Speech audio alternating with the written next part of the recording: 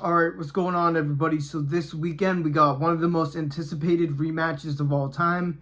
Chris Eubank Jr. versus Conor Benn 2. Now, the first fight was an absolute war. I don't know if you guys saw. Chris Eubank posted a picture of what he looked like in the hospital after the fight.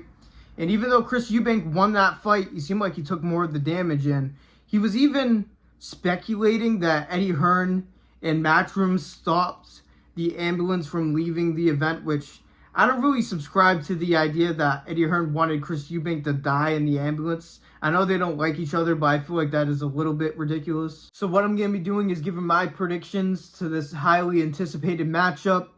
I'll be giving my key to victories for both fighters if they want to win the fight, and overall giving a breakdown on how I think the fight's going to go. But real quick, before I get into the video, 91% of you guys aren't subscribed, and I also noticed a fair amount of the people watching are in the UK, so I know you guys like a bit of boxing in it. And I'm down to 10% in the UK now. If you guys like Misfits boxing, pro boxing, or UFC content, I posted it 4 times a week on this channel at least. So make sure you guys subscribe. I appreciate you. Now, I don't think it's the greatest idea for me to cut down on my UK audience because I'm literally recording at 8 a.m. for you guys.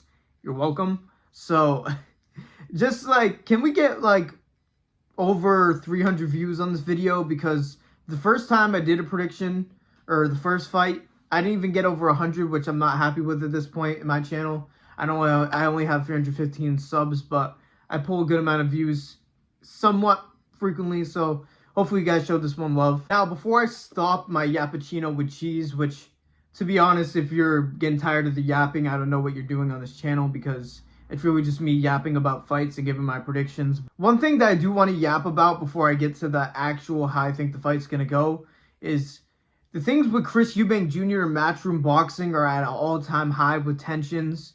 Chris Eubank is throwing allegations that Eddie Hearn was trying to stop him. And Eddie Hearn at the press conference was trying to tell him, like, oh, straight up accuse Matchroom for doing that because he was going to sue him. And Chris Eubank didn't want to fully commit to it. I don't subscribe to that. I know I said to that already, but I really don't subscribe to that idea. I think that Eddie Hearn respects the sport of boxing.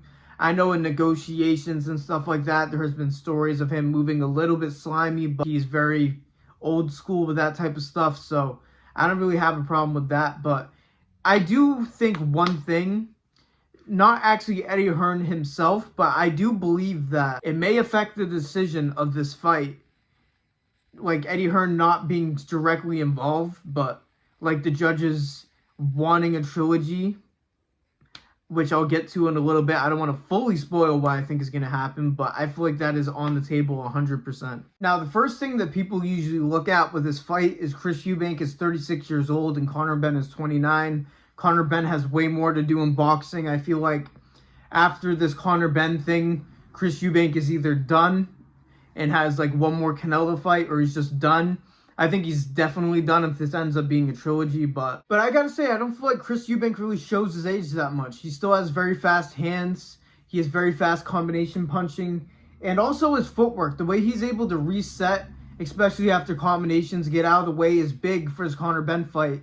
And I think there may be more opportunities for him to counter off the reset, especially early in the fight, because I don't necessarily see Conor Benn having a different strategy, maybe jabbing to the body more feints, more foot feints.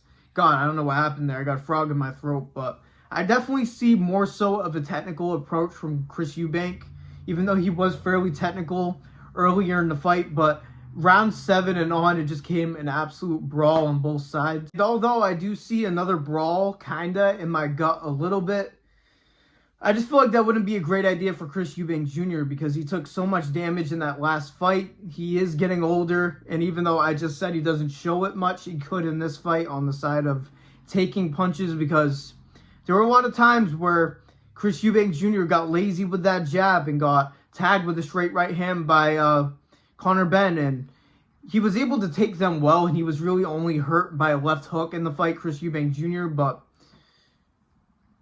I just don't see him taking that much damage again and being okay with it. I think that he's going to have to fight a more technical fight and rely on his movement a little bit more and making it less of a absolute, like, slugfest. I can see it being very, very technical in comparison. hopefully not to a boring extent. I don't think it'll be the greatest idea for Conor Benn to get into a technical boxing match with Chris Eubank Jr. because he may lose every single round if that's the case. I feel like Conor Benn will have a similar strategy, just more body shots, more jabs to the body, rip the body when he's up against the ropes. When he has Chris Eubank in the corner, just target the body, try to wear him down.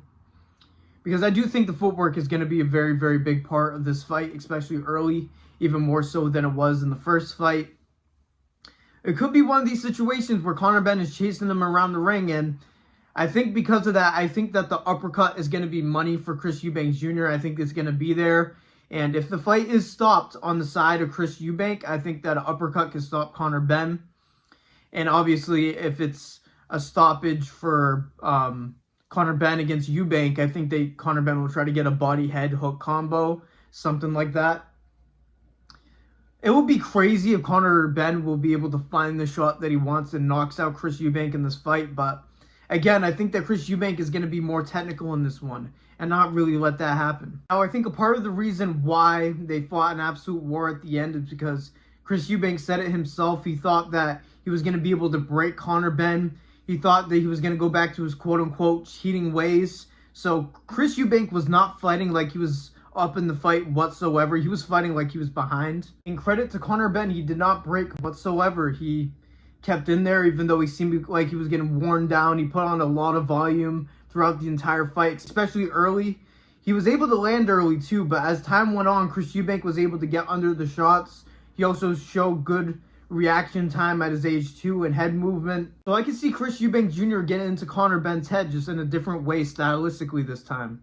He's still going to talk his shit like he did in the first fight, but I think he's going to be a lot more technically sound because I think it'll be a detriment if he's not. Now let's do key to victory for both fighters. I'm going to start with Conor Benn now. Conor Benn, if he fights similar to that one and Chris Eubank fights the way I think he's going to fight, it could be pretty good. I just think he needs to go to the body more. He needs to use more foot feints. Not necessarily initiate every single interaction. Bait out a shot from Chris Eubank first, then explode. Especially when Chris Eubank shoots off that jab.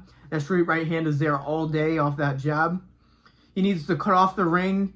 He needs to get Chris Eubank in the corner and rip on him on the ropes. Kind of similar to what happened in their last fight where, ironically, Conor Benn did not love himself, even though he's a pressure fighter. He wasn't doing great when he's getting pushed back against the ropes. So he has to do everything that he can to be the one pushing Chris Eubank against the ropes and not getting lapped around the ring. We can't be like Canelo and, even though Canelo is one of the greatest that we've seen, not be able to cut off the ring and not be able to catch Chris Eubank and just getting your head jabbed off. We cannot have that happen. So I think he needs to be aggressive. But again, you don't need to initiate things first. Wait for him to initiate first, then explode.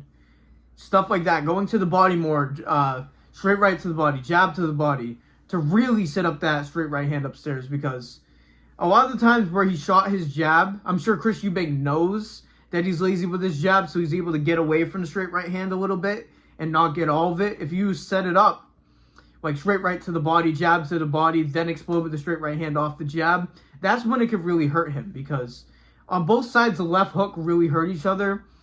Even though I think that the uppercut's big for Eubank, I think that the left hook could also be big off Conor Benn because it's not going to just take one shot to drop Eubank. A left hook at the end of a 3-4 punch combination might be what could hurt Eubank and drop him. So if you're Conor Benn, you're going for the knockout, 1,000,000%. You're going to go to try to knock out Chris Eubank Jr. And I saw the video where he was reacting to the fight back.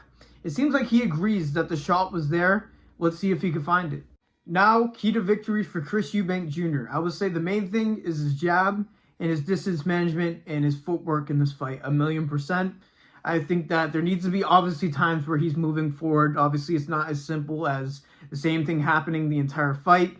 He needs to be confident in his combination punching. I think he's way better combination puncher than Conor Benn to mix it up to the body, head, and really try to find that uppercut when he's closed in the distance. But obviously, that is a dangerous shot to go for when he's too far away or he's closing the distance from a little bit too far. A step back straight right hand could be there for him. But overall, I think that Chris Eubank needs to just put on a masterclass boxing.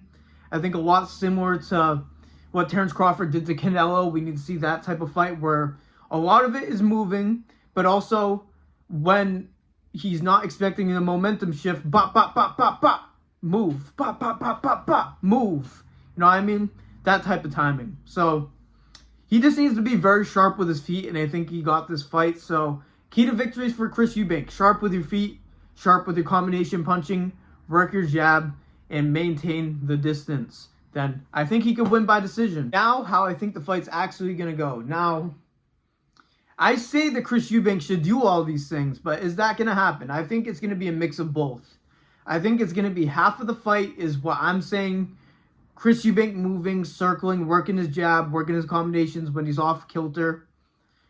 Then Conor Benn just headhunting, going to the body, trying to set up the shot upstairs. Obviously not headhunting then.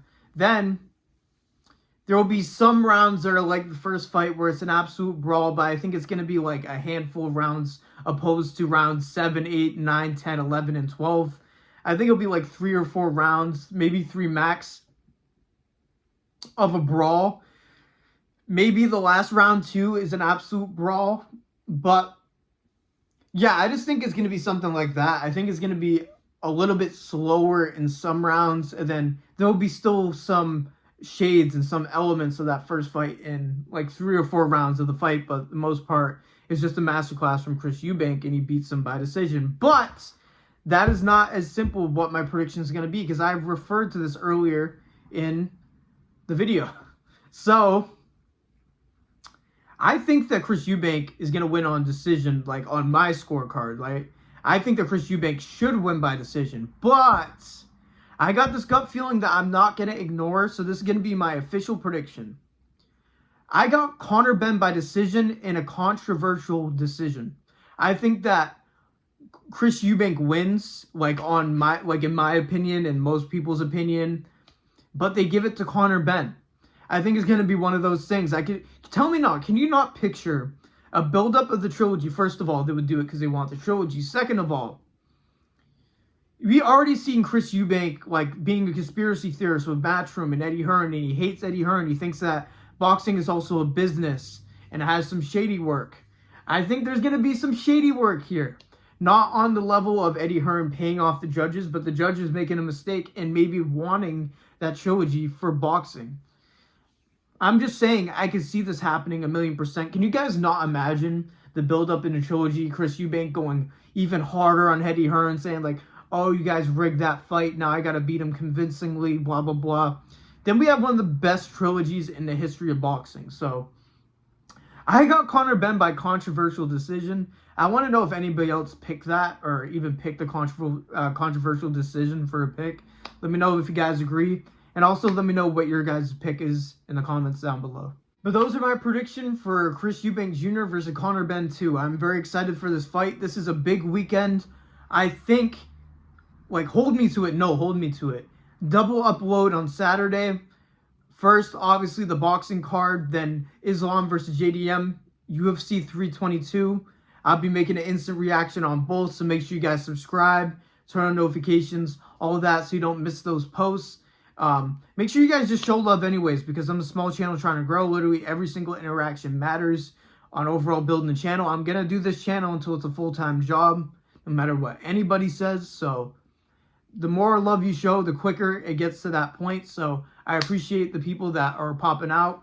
A few people in Twitter Spaces said that they watch my videos, which is kind of crazy to me, especially since I don't have that many people. But I already had 2 people saying that they watch my videos that I didn't expect. So I appreciate you guys. Yeah, man, let me know if you guys disagree with any of my takes down below. I'm not going to be offended by it in this interaction. So thank you guys for listening to me yap like usual. God bless every single one of you.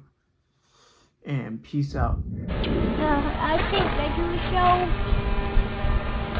and stuff. What's your favorite song? Oh, and I can't explain that. I love music. You love all kinds of music? Yes, but except for hip-hop. Well, You don't like hip-hop? and no, not too much. You know I've been rapping, I all be practicing, I'm hopping on top of the game. I'm spitting the fire, my phone, no light, your months, they call me Kane. Get people still talking about I'm a walkers, I do not fuck with lames. People still hating them lyrical saying, cause Mo's igniting the flames. Sign that pill, the pressure give you lecture when you sign that deal. World stand still, the devil offers something where you take that skill. Shit get real, and the pussy gobbing, going in like Batman. I don't need a shorty came right over and she backed up. Now we moving cause I'm fucking raised in the bathtub. Crazy how the fucking only started with a back rub. Now we in the city fucking dancing in the sack love. You steady fucking switching, stay up in your fucking lane. And shorty super soaker, I can hit your ass for range. Shorty doing ass and you knowin' where it's going. Steady sipping codeine, yeah you knowin' in my potion.